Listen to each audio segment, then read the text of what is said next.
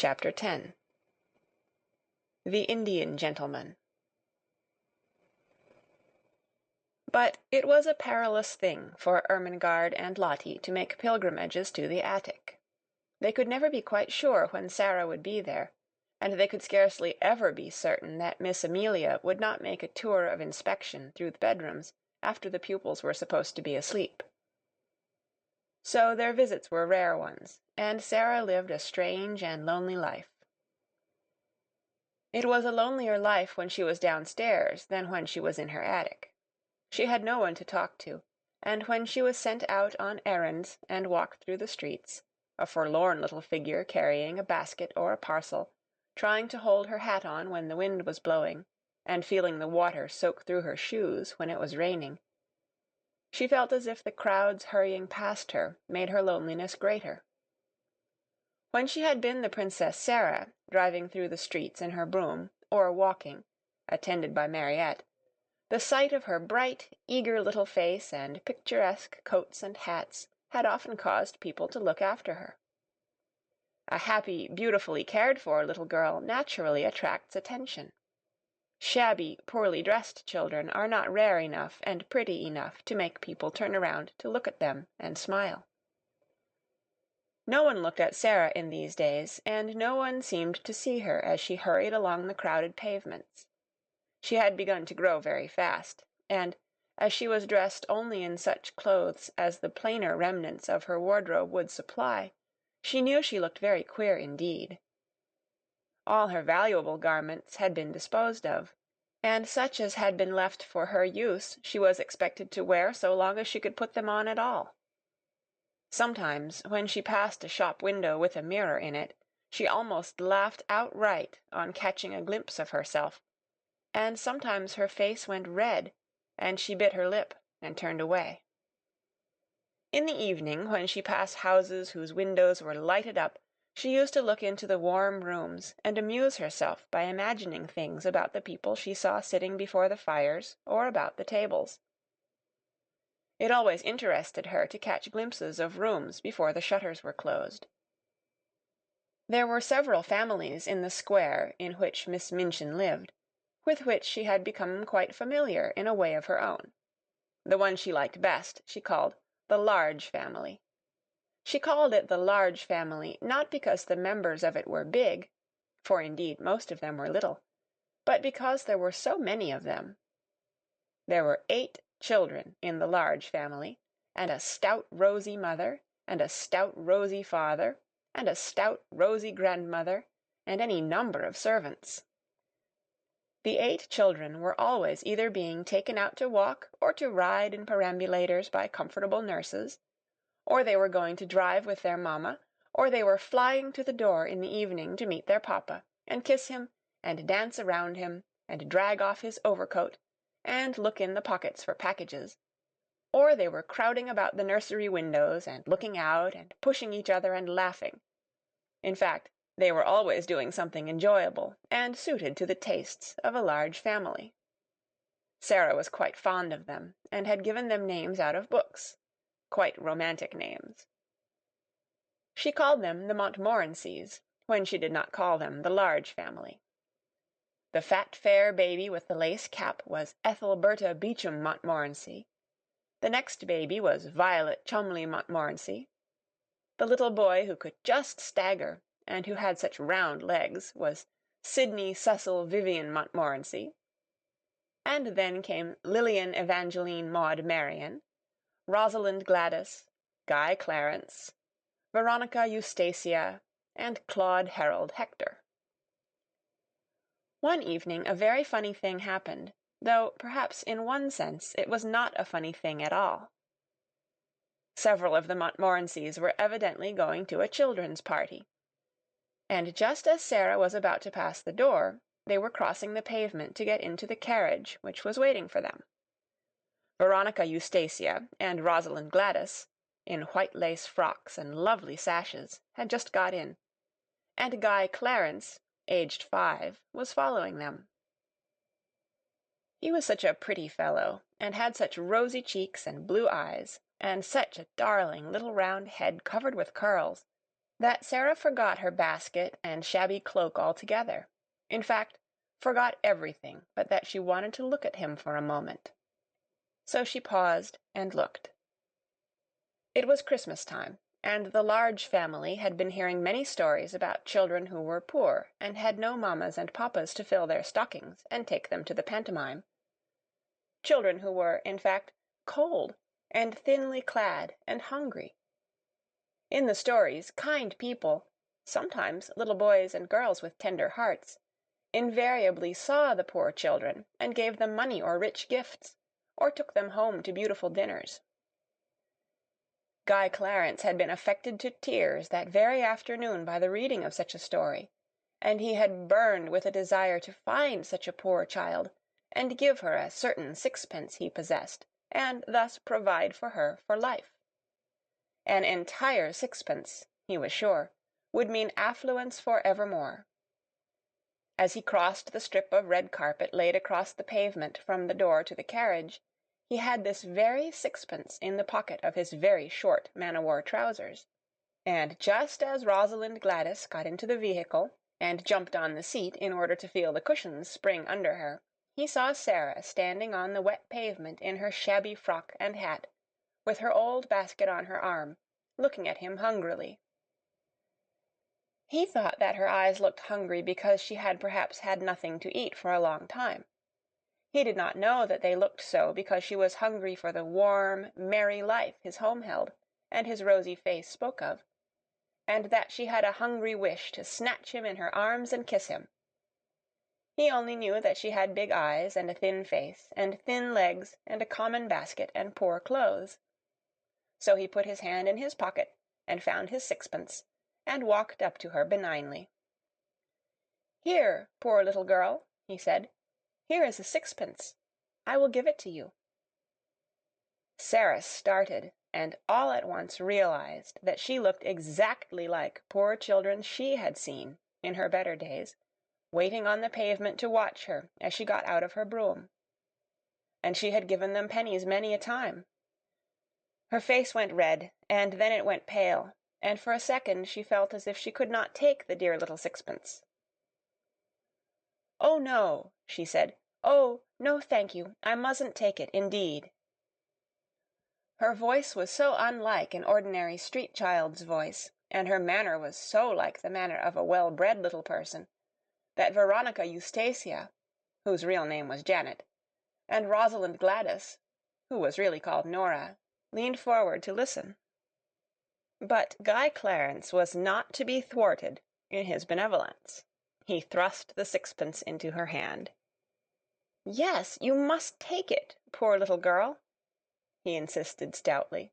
"You can buy things to eat with it. It is a whole sixpence."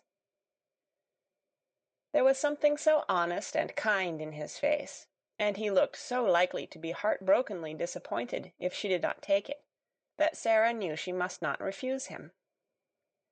To be as proud as that would be a cruel thing.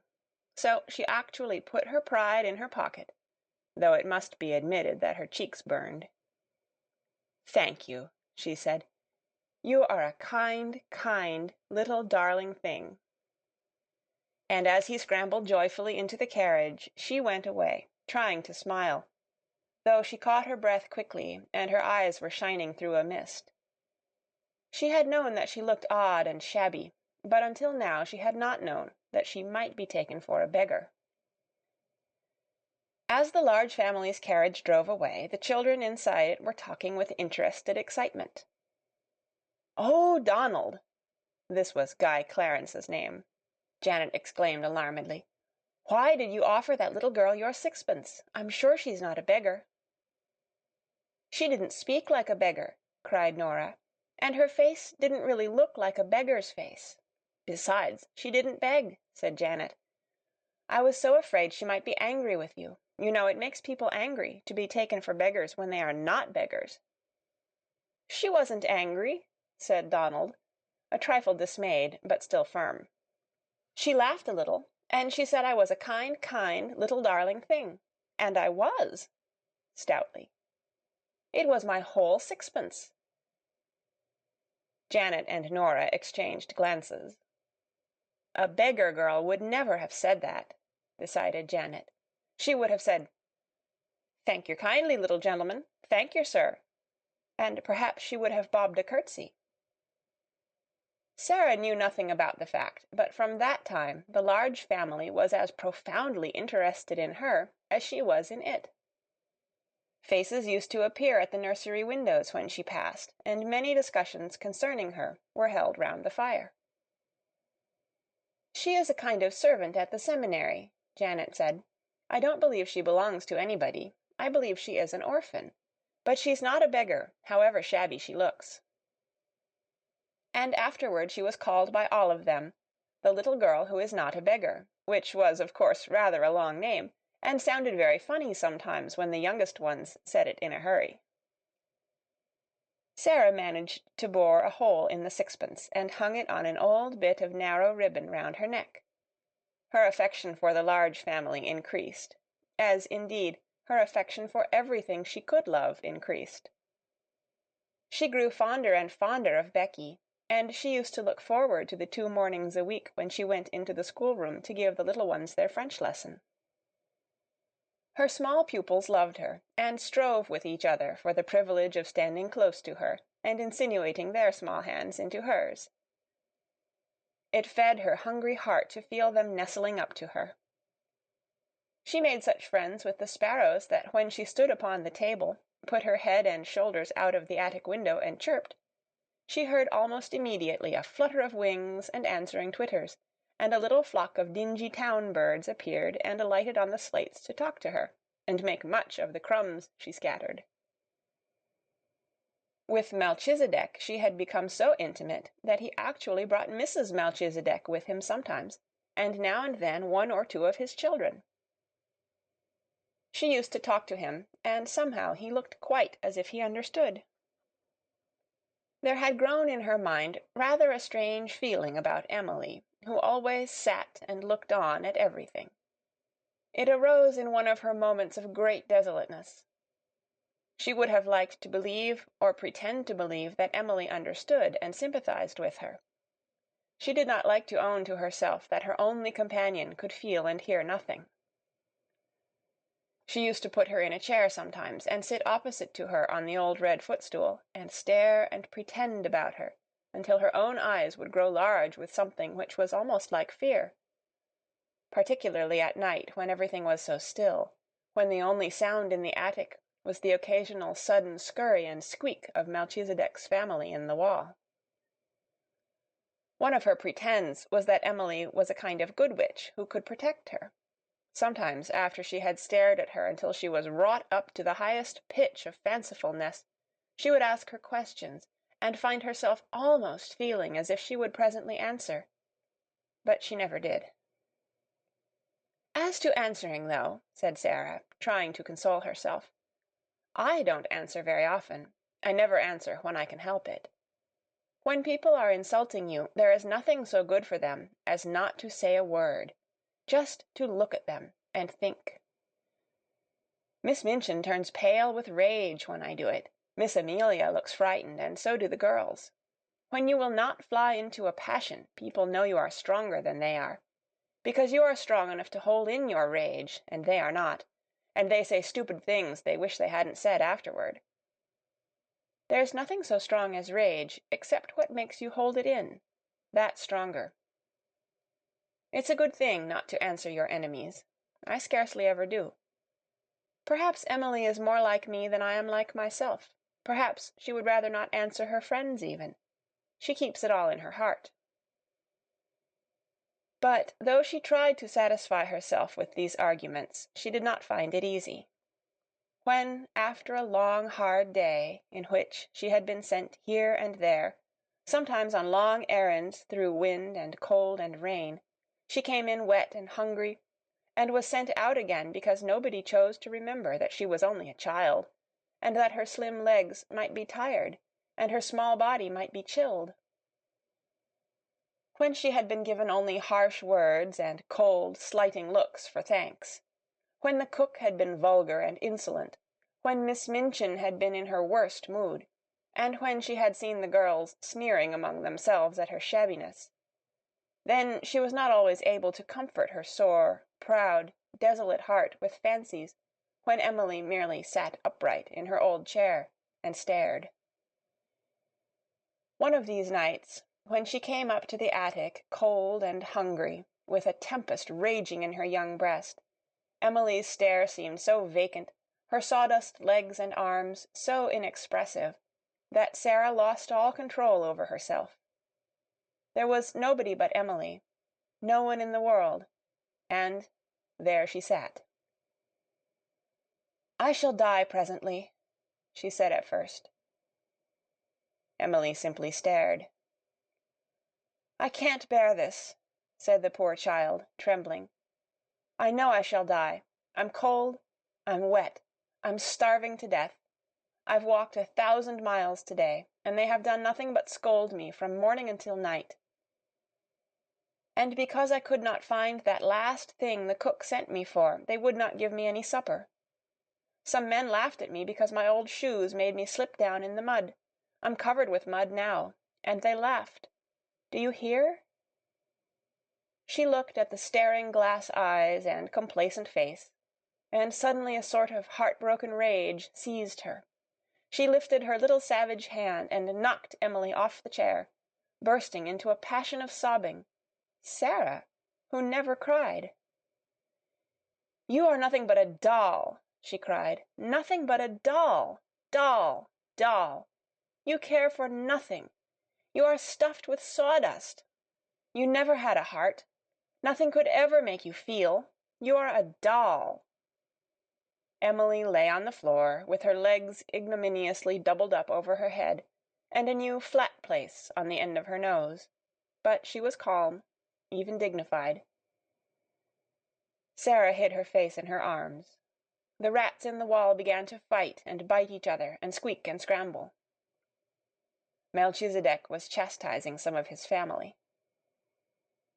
Sarah's sobs gradually quieted themselves. It was so unlike her to break down that she was surprised at herself. After a while she raised her face and looked at Emily, who seemed to be gazing at her round the side of one angle, and somehow, by this time, actually with a kind of glassy-eyed sympathy. Sarah bent and picked her up. Remorse overtook her. She even smiled at herself, a very little smile.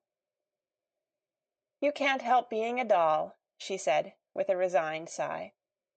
"Any more than Lavinia and Jessie can help not having any sense. We are not all made alike. Perhaps you do your sawdust best."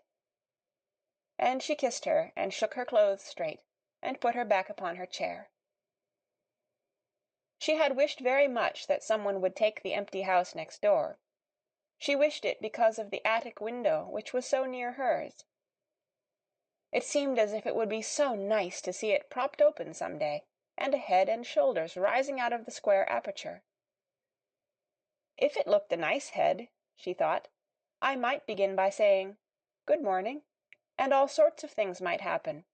But, of course, it's not really likely that anyone but under-servants would sleep there. One morning, on turning the corner of the square after a visit to the grocer's, the butcher's, and the baker's, she saw, to her great delight, that during her rather prolonged absence, a van full of furniture had stopped before the next house, the front doors were thrown open, and men in shirt-sleeves were going in and out carrying heavy packages and pieces of furniture. "It's taken," she said. "It really is taken. Oh, I do hope a nice head will look out of the attic window." She would almost have liked to join in the group of loiterers who had stopped on the pavement to watch the things carried in. She had an idea that if she could see some of the furniture, she could guess something about the people it belonged to. "Miss Minchin's tables and chairs are just like her," she thought. "I remember thinking that the first minute I saw her, even though I was so little. I told Papa afterward, and he laughed and said it was true. I am sure the Large family have fat, comfortable armchairs and sofas, and I can see that their red flowery wallpaper is exactly like them. It's warm and cheerful and kind-looking and happy." She was sent out for parsley to the greengrocer's later in the day, and when she came up the area steps her heart gave quite a quick beat of recognition. Several pieces of furniture had been set out of the van upon the pavement. There was a beautiful table of elaborately wrought teakwood, and some chairs, and a screen covered with rich oriental embroidery. The sight of them gave her a weird homesick feeling. She had seen things so like them in India. One of the things Miss Minchin had taken from her was a carved teakwood desk her father had sent her. "They are beautiful things," she said. "They look as if they ought to belong to a nice person. All the things look rather grand. I suppose it is a rich family." The vans of furniture came and were unloaded, and gave place to others all the day. Several times it so happened that Sarah had an opportunity of seeing things carried in.